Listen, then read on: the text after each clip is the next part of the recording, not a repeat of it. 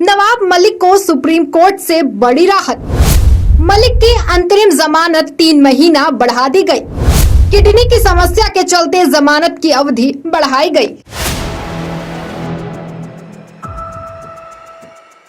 नमस्कार, आप देख रहे हैं 4 PM महाराष्ट्र। मैं हूं आपके साथ सिमरन।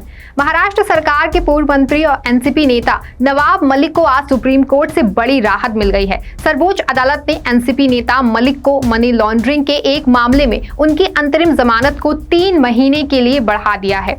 आपको बता दें कि मलिक ने बॉम्बे हाईकोर्ट के 13 जुलाई के उस आदेश के खिलाफ शीर्ष अदालत का रुख किया था, जिसमें कि उन्हें चिकित्सा के आधार पर जमानत देने से इनकार कर दिया गया था। उस समय कोर्ट का कहना था कि नवाब मलिक को विशेष चिकित्सा सहायता मिल रही है और उनके स्वास्थ्य अधिकार या जीवन अधिकार का किसी भी तरह से उल्लंघन नहीं किया जा रहा है।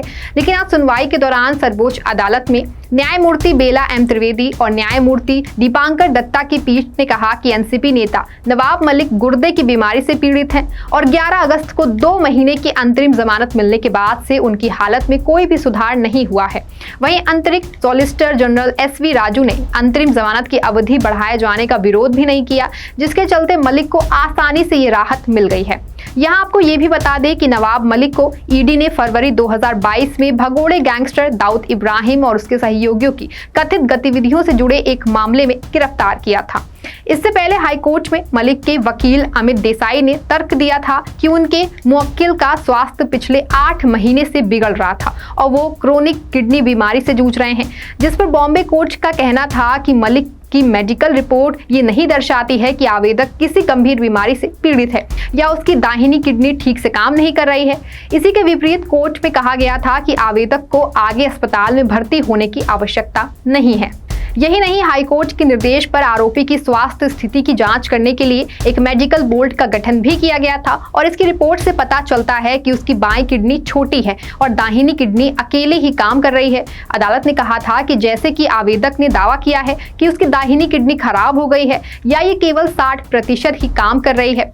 रिपोर्ट में ऐसा कुछ नहीं है। हाईकोर्ट के मुताबिक रिपोर्ट ये संकेत भी नहीं देती है कि आवेदक किसी ऐसी बीमारी से पीड़ित है जिसके आधार पर चिकित्सा के आधार पर जमानत देने को उचित ठहराया जा सके। नवाब मलिक पर लगे आरोपों की बात करें तो एनसीपी नेता पर जमीन हड़पने, साजिश रचने और 1993 मुंबई हमले के आरोपी की मदद करने के गंभीर आरोप हैं। दरअसल हसीना पारकर, सलीम पटेल, 1993 मुंबई बम धमाकों के आरोपी सरदार खान और नवाब मलिक पर गोवावाला कंपाउंड में एक महिला मुनीरा प्लम्बर की 3 एकड़ जमीन साजिश रचने और अवैध रूप से हड़पने का आरोप है। 1999 में सलीम पटेल के नाम पर पावर ऑफ अटॉर्नी जारी कर दी गई थी। इसमें सलीम पटेल को इस जमीन पर अवैध कब्जे को निपटाने की उम्मीद थी। हालांकि आरोप है कि पटेल ने इसका दुरुपयोग किया और हसीना पारकर के निर्देशों पर गोवावाला कंपाउंडर की जमीन मलिक की solids investment private limited company को बेच दी थी। ईडी ने आरोप लगाया कि मलिक ने गोवावाला परिसर किराए पर दिए और आय से बांद्रा कुर्ला में फ्लैट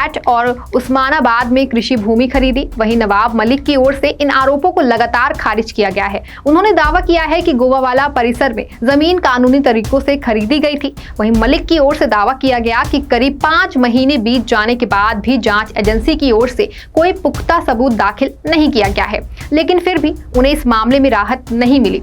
फिलहाल मलिक को अब तो राहत मिल गई है, लेकिन पिछले कुछ वक्त से ईडी पर विपक्षी दलों के नेताओं पर कार्रवाई करने पर सवाल उठ रहे हैं, क्योंकि विपक्षी नेताओं का कहना है कि मोदी सरकार विपक्ष की आवाज को दबाने के लिए सरकारी एजेंसियों का गलत इस्तेमाल कर रही है। हाल ही में आप सांसद संजय सिंह को भी इसी का भुक्तभोगी बताया जा रहा है। फिलहाल नवाब मलिक के मामले में भी ईडी अब तक कोई भी ठोस सबूत नहीं दे पाई है। वहीं बात करें एनसीपी की, तो अब एनसीपी का असली बॉस कौन, इसको लेकर भी प्रदेश में एक अलग ही जंग चल रही है, जो चाचा शरद पवार और भतीजे अजित पवार के बीच जारी है। फिलहाल एनसीपी के मालिकाना हक की लड़ाई चुनाव आयोग के सामने है, जहां 2 बार सुनवाई होने के बाद भी आयोग किसी नतीजे पर अभी तक नहीं पहुंच पाया है और यही वजह है कि अब तीसरी सुनवाई 9 नवंबर को होनी है। इन दोनों सुनवाइयों में दोनों गुटों की ओर से अपनी अपनी दलीलें पेश की जा चुकी हैं, जबकि दूसरी ओर अजित पवार ने खुद को एनसीपी का राष्ट्रीय अध्यक्ष भी घोषित कर दिया है। फिलहाल अभी भी एनसीपी को लेकर के लड़ाई जारी है, लेकिन इस बीच अब एनसीपी नेता नवाब मलिक को राहत मिलना एनसीपी के लिए भी राहत की खबर है। इस खबर में आपके लिए बस इतना ही, और अगर आपको हमारे चैनल की खबरें अच्छी लगती हैं तो हमारे चैनल को सब्सक्राइब कर दें और इस वीडियो को लाइक और शेयर करना ना भूलें। धन्यवाद।